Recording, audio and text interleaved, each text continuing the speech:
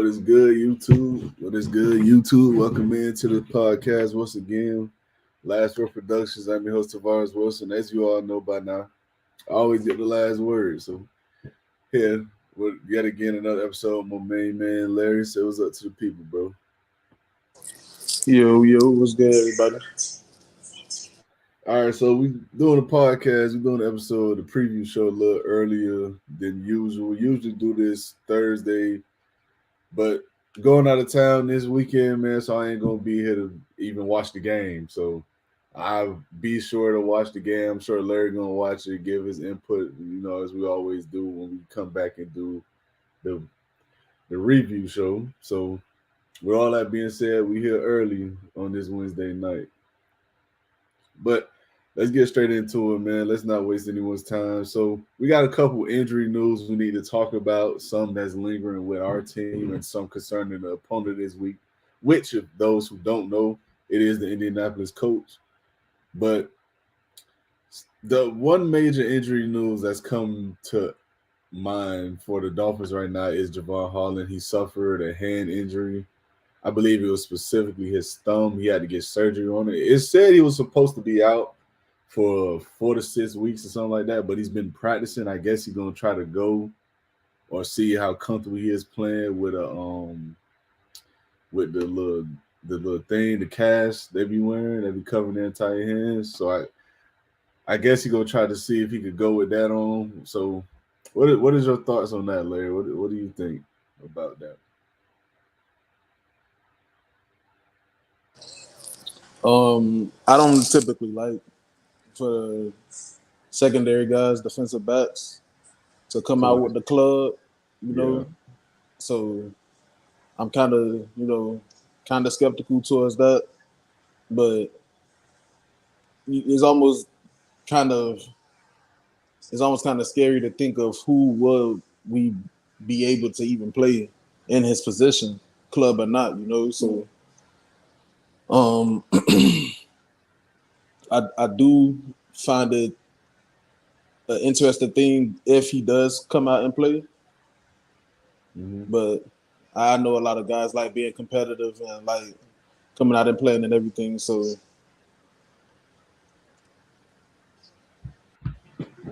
I mean, yeah, that's from a competitive standpoint. You have to. This is where coaches come in, and this is where true leadership is. You feel me? Dictated and demonstrated. You have to protect players from themselves. And at the end of the day, as talented as a player Javon Holland is, he's gonna be out there playing with one hand. So this team already isn't a great tackling team. This team already isn't a ball hawking team. You can't afford to have a safety playing out there with one arm. It's just not gonna happen. Like they have to be honest with themselves. They gotta listen. This is why you brought up Nick Needham. This is why you got Elijah Campbell on the roster. This is why you got Marcus May. Let the dudes play. I understand Jordan Poyer hurt. I get it. Jordan Poyer wasn't lighting the world on fire either. So you're not losing much there. So you got to understand that you got to give guys time to heal because we've seen with this team, it can come and bite them in the you know what when they actually don't allow guys the time to heal. We've seen this with Tua. We've seen it with Tyreek Hill. We've seen it with Bradley Chubb. We've seen it with Jalen Phillips literally last week. I mean, not last week, against the Titans. So you got to allow guys time to actually properly heal. And I get it. They want to be overly cautious when it comes to players out extensive weeks. But when the players say, nah, man, I'm good. I can play. It says like this. Like, okay, well, as long as you say you're good, you're good. Nah.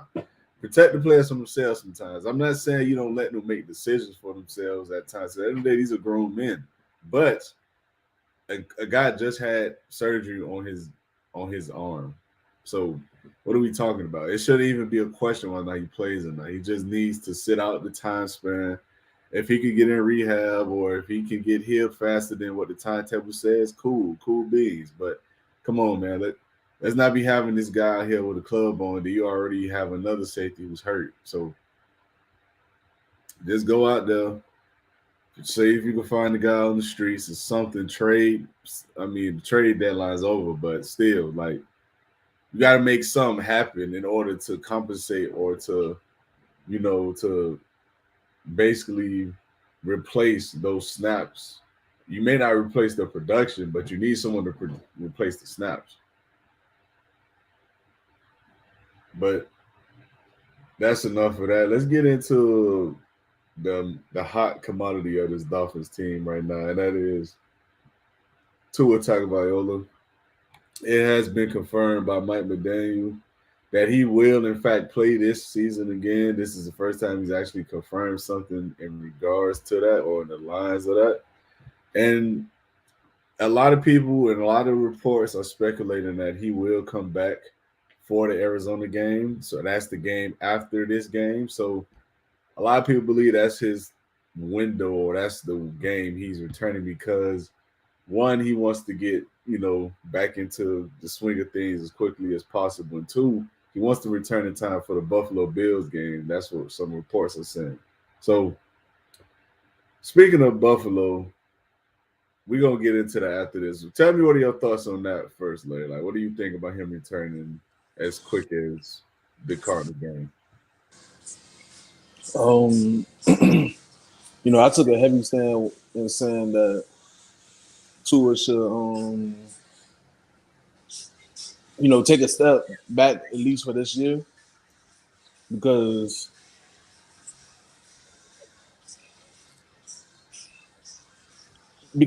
having 4 concussions in the past couple years like that, it's very it's just detrimental to the individual, Mm-hmm. and him coming back, him having to come back. I feel like so suddenly it's I don't know about it, man. I'm kind of skeptical when it comes to it. If I could be honest. Okay. So what do you think about him in terms of him finishing out the year? Like, do you think that's real possible for him at this point? Do you think he has a higher risk of re-injuring himself in any capacity, let alone just concussions? Like, what do you think the chances are of that now? And if that were to happen, what's next? What you think is next? I think I think if he comes back, he's gonna try to play the entire season. Okay. I think the Dolphins are still gonna try to feel like they're a playoff team, Mhm. So he's gonna come back and play what it is like the last 11 games. Yes, yeah, 11 games, yeah. So I think he's gonna come back and try to play those games, man. Okay. So my question is, and we talked about this before though. So I told you how I felt about this. I think they should move on and draft Mm. a guy. We both came to agreements to that. So what happens? What happens now though? Like let's say the season is over, and I know I'm going astray a little bit from the topic of the stream, but let's just say for the future because this is going to be the conversation they're going to have during the offseason. What's Mm-hmm. what's next? Like, do you move forward thinking he's the guy that can help you get to where you want to get, or do you replace him after you literally gave him a contract that you won't be able to get out of for at least the next 2 years? Because I think 2026 is the out. So what's the deal? Like, where do you go from there then?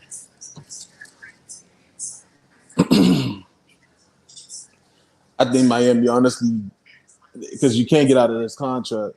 So if I'm being realistic, man, all bias and feelings aside, I think is we're gonna have to try to play out his deal. Excuse me, for the most part, and yeah, we just move forward as it was a dead idea from the start and try to rebuild. because you can't give away that kind of money. You can't dish out that kind of money and just expect to end it all right there. You know, it has to. It's a process, and it's going to take years in order for it to happen. So Okay. I'm not gonna lie, man. I personally think they need to just dead it right now. Well, not right now at this very moment, but I think for one, I think you have to draft a replacement. I think that goes without saying. And this quarterback draft is a rather good one. Like you don't have just scrubs coming out. You got well, not scrubs. Let me not disrespect anyone like that, but you ain't got the borderline. Maybe there'll be good quarterbacks coming. You got some guys who are highly touted and can legitimately play. Whether it's Cam Ward, whether it's Shador Sanders, Quinn Ewers. Hell, some people are really high on Jalen Monroe. Like it's my boy from Penn State. I forgot his name. But it's a lot of guys that's going to be coming out that you can target and potentially be in play for because let's just face the facts. This team ain't going anywhere fast. They're not. I mean, you still gotta play the Jets twice, still gotta play Buffalo again. You gotta play you gotta play the Niners, you gotta play excuse me, you gotta play the Browns, even though they haven't looked like world beaters. The defense is still legit. The offensive line is still bad. You gotta play the Houston Texans. So you gotta play some. You gotta play some pretty good teams down these stretches. You got at least 5 or 6 realistically losable games. You really do, if we're being honest. So what I don't really see what the team is trying to achieve at this point in terms of bringing him back because you're not competing for anything. Let's just be real here. Let's call a spade a spade. They're not competing for anything this season. They're not about to win the division. They're not about to win any playoff games. They're not about to go win a Super Bowl. So what are we playing for? Like you're not playing for anything. And that's why I said that they need to go ahead and let go of guys like Chris Greer and stuff like that because Tua plays the entire season strictly for the sake of trying to save jobs. That's it. They're gonna try to make the season look as pretty as possible, win 7, 8 games, and be like, hey, if we would have had Tua in those 4 games, we probably would have won 11 to 12. We just need another year. No, they need to go ahead and nip it in the bud now and call a spade a spade. It hasn't worked and it won't work. It is what it is. You move on. You cut your losses. I know they gave out the contracts. I know McDaniel got his contract. I know Tua got his contract. It is what it is. Take one on the chin. If you got to have Tua on your roster for the next year or two to help save cap space down the road, do it.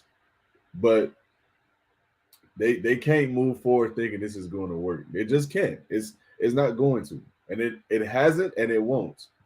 So they have to do something about that. But let's get off into the game itself, though. And let's get into some of the injury news and reports in regards to not just the Dolphins, but this time we're going to be speaking on the excuse me, the Indianapolis Colts. And for the Indianapolis Colts, excuse me, they actually are expecting to get Anthony Richardson back, who practiced in full today after suffering an oblique injury. And I'll be honest with you, Larry, I'm not too sure how much of an upgrade that is because Joe Flacco has been playing well, man. I think Joe Flacco had 7 touchdowns to 1 interception.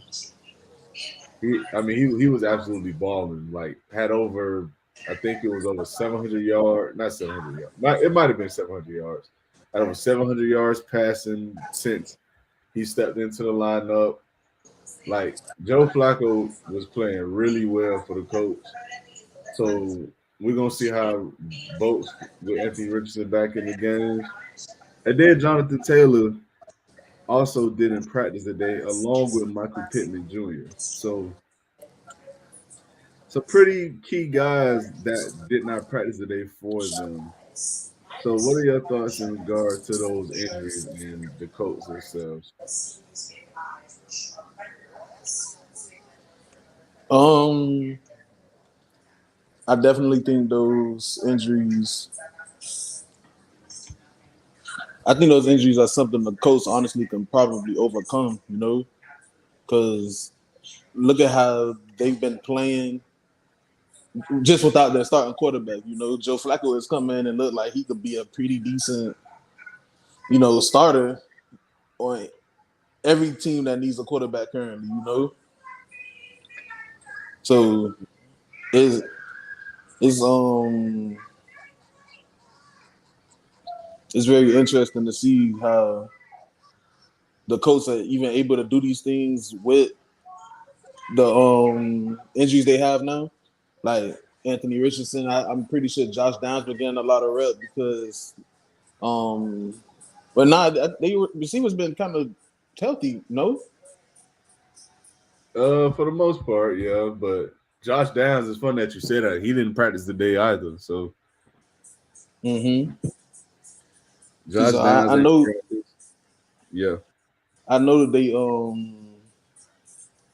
they team been pretty banged up this year, so but they're still finding ways to be competitive, win grimy games, win the close Yeah. games. Yeah, they still 3-3. So they still in the neck of things for the playoff run. Mm-hmm. But I don't know, man. The Colts aren't nearly as good as I thought they was going to be this year. I thought they was going to be a little bit better, and a lot of that has to do with the fact I thought Anthony Richardson would be a little better. I understand he got hurt last year, didn't really play, but I thought him being behind the scenes, studying film, still learning football from a strategic standpoint would really help his game because that's what, to me, the physical aspects of it ain't the problem. He's one of the most gifted athletes in the league. The problem is the mental aspect of football for him. Going through his progressions, going through his reads, learning what a defense is showing and giving. Because I think a lot of people forget this dude has only played the quarterback position for like Five, I want six to say years. I like 5. Yeah, that's what I was say. He only played the position for like 5-6 years, and maybe not even that. So this is a dude who's still genuinely learning the position, bro. He has never played quarterback at any real stretch of his like football life. Like he's always played everything else. So this is something that I thought would benefit. That was something, excuse me, I thought would benefit him learning the X's and O's a little more. But it just hasn't really worked out for him this season. But we go see how things go this week against the Dolphins because, like you said before, man, we tend to struggle terribly against Russian quarterbacks, and we've seen it recently. Mm-hmm. We've seen it against Lamar. We see it against Justin Fields. We see it every year against Josh Allen. Like we get ate alive by these dudes for whatever reason. We just do. So we're gonna see how it pans out this year and works out. But For with sure, that for being sure. said, let's get into the matchups, man. We're gonna start with the quarterback position since we are already speaking on it. So who you giving the edge to in the quarterback position, bro? Who I give the edge to? Yeah. Uh,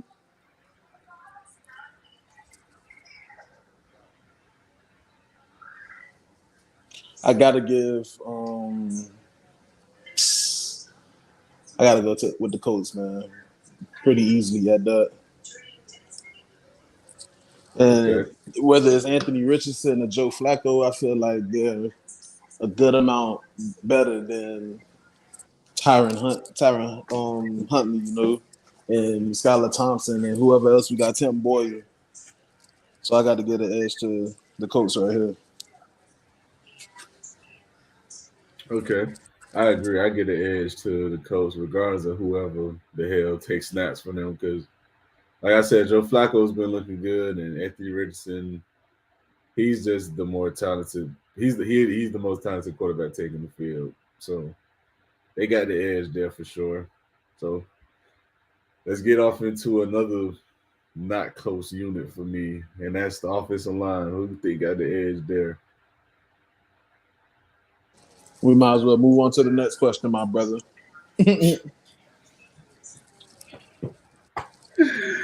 Man, Seriously, man. it's not even worth the discussion. Nah. Not even worth the discussion. Yeah, it's pretty easily the coach at that. Pretty easily. But let's just move on. Let's go off into the running back room, man. This one is kind of interesting because Jonathan Taylor may not play. Devon A. Chain was limited today, so his status may be up in the air. Who knows? But assuming everyone does play, Jonathan Taylor plays. Assuming, assuming Devon A. Chain plays, stuff like that. You got some other guys who are pretty solid for both teams. Raheem Mostert looked good coming back. Tyler Goodson ran the ball pretty decently last week. So who do you get an edge to in the running back room regards?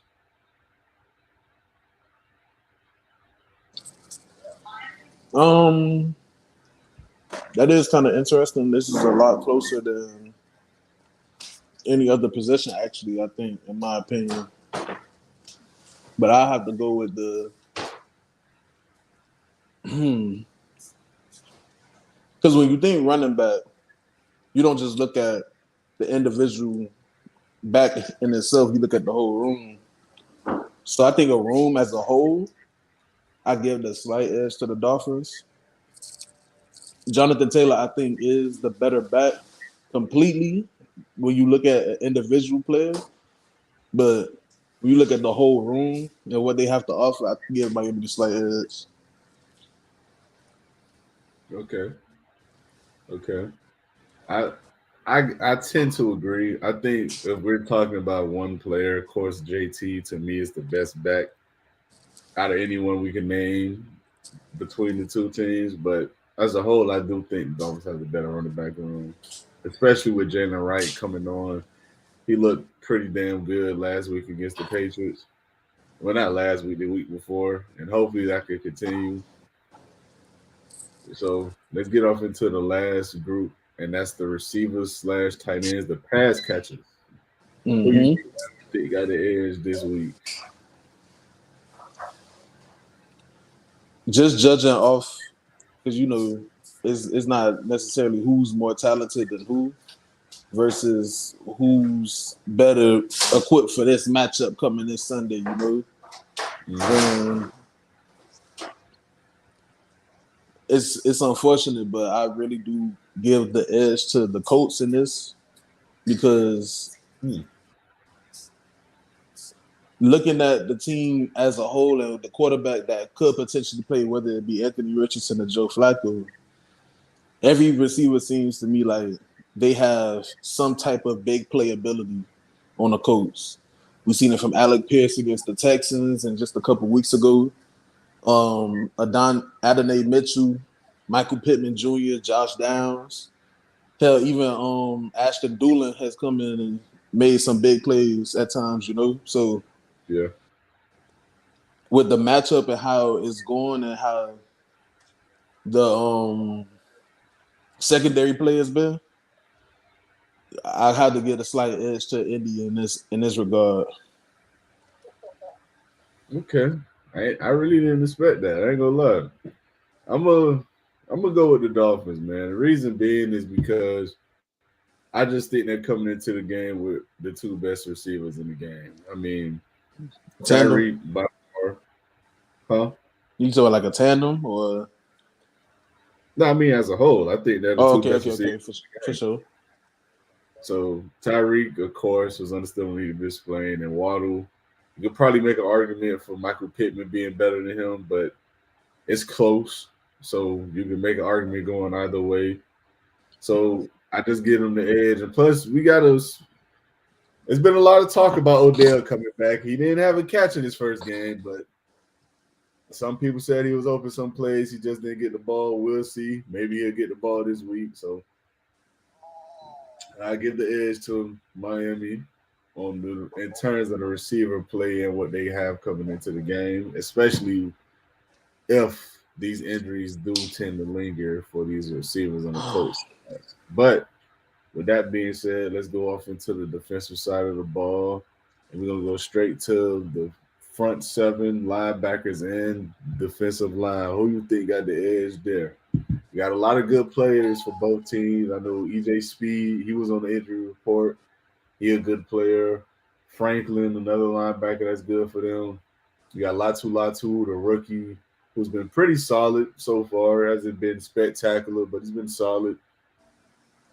You got DeForest Buckner still there. Not the, is it DeForest or is it Here's the Eric force Buckner. You was right. DeForest Buckner? Okay, you got DeForest Buckner still there. So they got some guys. They ain't just slouches over there. So who you got for the edge? I give it to the Colts, man. As a complete front seven, I got to give it to the Colts. More.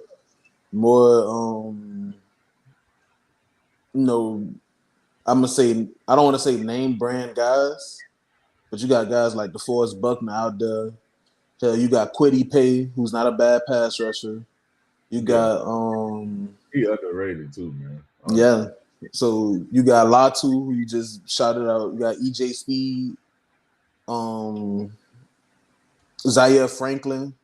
They got some guys over there that's like really, really good on that defense. So if I give it just a front seven nod, especially with how our front seven, has been kind of been hurt lately, I give the slight edge to the Colts, man. As you know, as sad as that is. Okay. I tend to agree with you. Sadly, I do go with the Colts as well. I think their linebacker play is overall better. I think Jordan Brooks has been pretty solid for us. He's been pretty good. I just think EJ Speed and Zaire Franklin are just better overall. I think that front seven is better overall, even though it's a little younger than what we have. I just think they have more talent, man. I think they're more equipped to do more things and more versatile players. You got DeForest Buckner who can clog the middle and rush the passer. You got Latu who can set the edge and rush the passer decently. Like you got some guys who can do a multitude of things, and it seems like we have specialists. Me and Mayu Ogba, I'm starting to see one of the reasons why he got cut. The man can't set the edge. He's a strict pass rusher. We all know Chop Robinson can't set the edge, so it's gonna be hard for them to edge out anyone when they got two starters or two very key rotational pieces trying to set the edge and play the edge for them. So let's get into the secondary. Let's see who you got there. We got some guys for the Colts. I believe Kenny Moore was battling an injury, if I'm not mistaken. I could be wrong about that, but last I checked, he was. I know they got what's my boy name, man? What's his name? Julian Blackman at safety. Uh they had a rookie corner. I can't think of his name right now. I can't think of his name right now. But You talking about Abrams? Is it Abrams? Nah, that's not his name. I can't remember. But who you got the edge to? Because the Colts secondary isn't anything to truly write home about, but our secondary isn't either. That's the problem.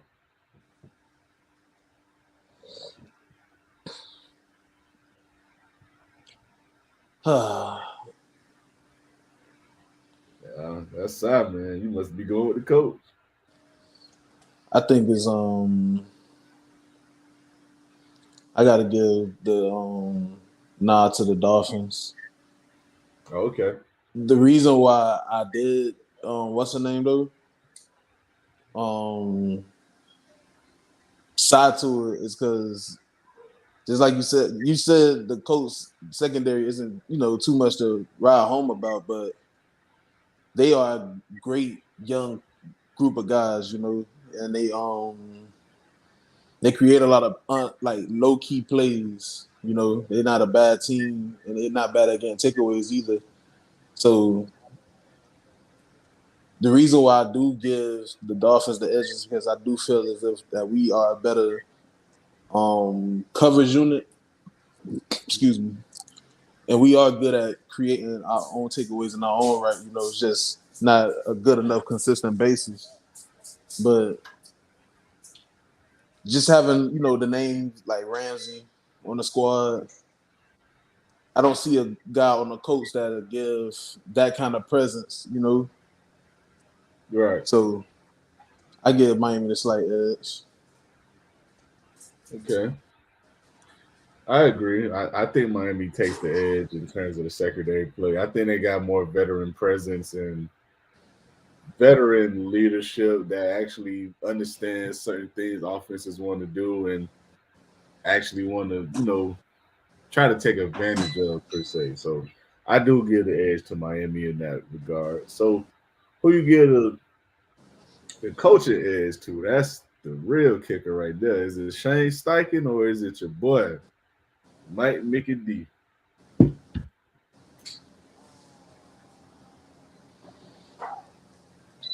I'm giving Mike McDaniel the edge, man. I'm sorry. I'm Okay. sorry, but I got to give McDaniel the nod in that regard. You know, I do feel as if he is the better coach, but I can't discount what the Colts have done out there again. You know, with the injuries, they've been winning without their quarterback. We haven't been winning without ours. You know, but I don't know. I got to give McDaniel the slight edge. Okay. I think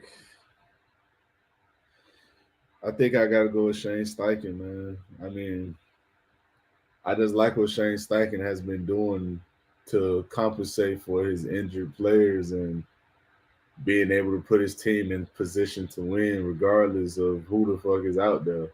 And to me, that says a lot and that reflects on coaching.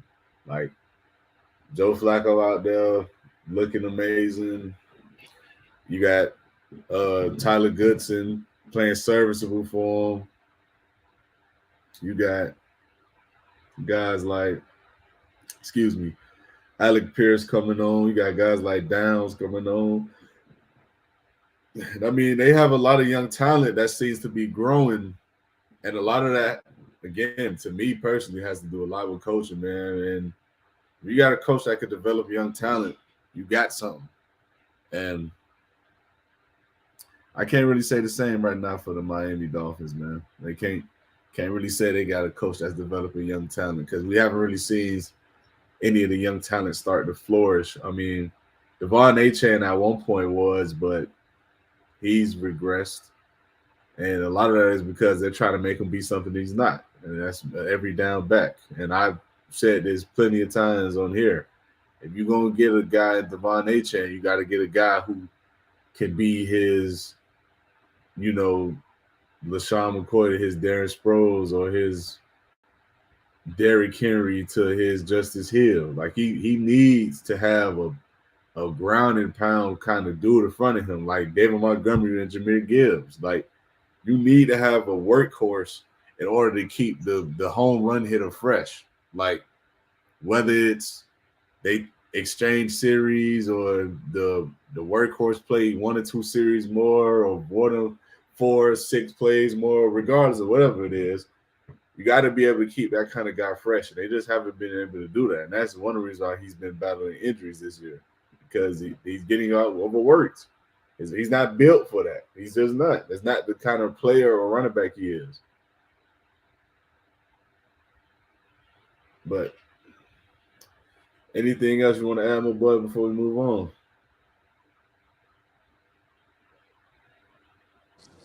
Nah, we ain't gotta add nothing. What you got? All right, so we gotta get to the score predictions, man, of who we think takes it. So, who you got winning this coming Sunday, my boy? When I'm gonna be on this boat. I got us 20-13, man.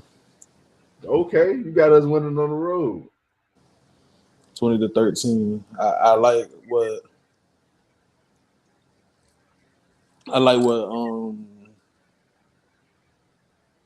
I really feel like our defense is going to be able to lock them boys up.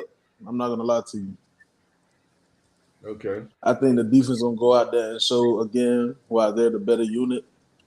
And it's going to be a good defensive game. Devon Achane going to be a spotlight. He's going to score a touchdown or two.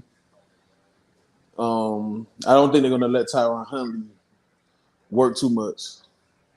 You know, Okay. I don't think they're gonna let them boys. I don't think they're just gonna let him just be. I don't think they're gonna make him keep running the same offense as Tua. Really, let me just say that.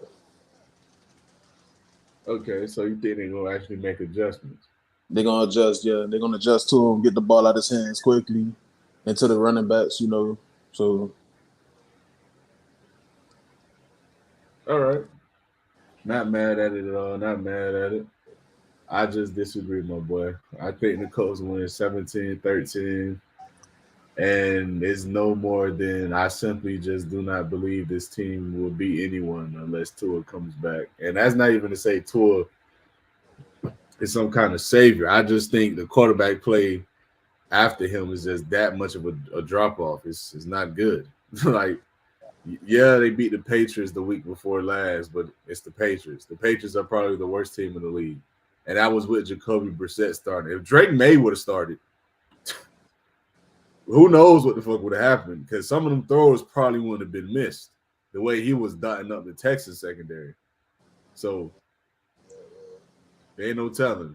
But with all that being said, you don't apologize for winning in this league, but we got to be honest. Like they didn't play lights out against a bad Patriots team.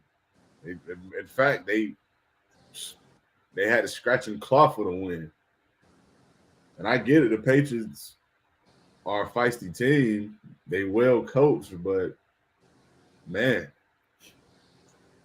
to barely edge out and win over the Patriots right now is kind of concerning, to be honest. And then to top that off, this offense, man, I just can't believe that they'll be able to find the wherewithal or the juice to score 20 plus points against a pretty decent team. I just don't see it happening. Like they can't move the ball at all. Like, yeah, they found something with the rushing attack a little bit, but you're going into a game where, like we just both said, you got a good front seven, man. Like you're going up against a good front seven. Your O line is still bad. They're gonna have to move some of these guys. And do I believe they could do that for 60 minutes come Sunday? Nah, I don't. I really don't. So it's gonna be a tough one for sure, but I got the Colts winning 17-13. But that's just my thoughts though, man. So before we head out of here, man, before we go, like I always say, we got hot takes at the end of the show. And I got one for y'all this week, man. I got a hot take. All right, so I had said this before, and I'll say it again, and I'll stand on it for as long as I stand on it. I believe pound for pound, bar for bar, player for player, Aaron Rodgers is better than Tom Brady. I don't think there's anything on the football field that Tom Brady can do that Aaron Rodgers can't. But I do believe there are things on the football field Aaron Rodgers can do that Brady can't, such as extend plays with his legs consistently, make miraculous throws, and on top of that, he just has the knack to make special plays from nothing. I don't think Brady has that in his bag or ever had it, I should say. So that's the hot take for me. Hey, I don't know what to tell you about that one, brother. I almost called in your local police department to have you Baker at it, you know. I've been saying this for years, man. I know. Yeah, I've been calling you crazy 12. ever since. I'm taking my 12 over the other 12. I'm just them. But before we head out, man, let's talk a little bit about these trades that transpired and how the division just got that much tougher. Speaking of Aaron Rodgers, as we all know, he just got back an old running mate in Devontae Adams. For sure. And we know what they did in Green Bay together. And now it might just be even better because not only is Devontae Adams there, you still got Garrett Wilson, still got Tyler Conklin, still got Brees Hall. You still got the what's his name? The rookie running back Allen, Bryce Allen. Braylon Allen. Braylon Allen, there we go. You still got Braylon Allen. I mean, the offense looking pretty damn good from a skill position standpoint. And then the leader of the damn division went out and got, to me, who I call the most underrated receiver in the league in Amari Cooper. The best route runner in the league for my money. And you pair him up with Josh Allen, the guy who could throw every pass on the field. I mean, what does that say, Larry? Like, what are we looking like? Like, what you think? My boy, trust me. What's the term?